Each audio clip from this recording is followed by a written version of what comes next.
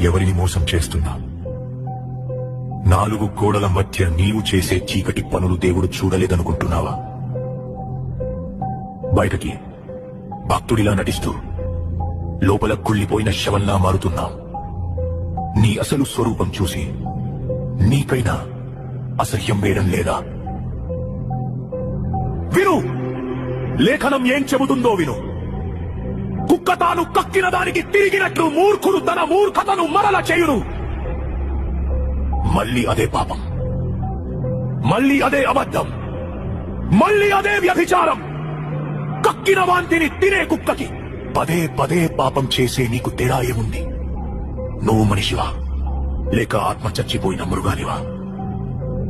నువ్వు చచ్చిపోతున్నావు. నీ ఆత్మీయ జీవితం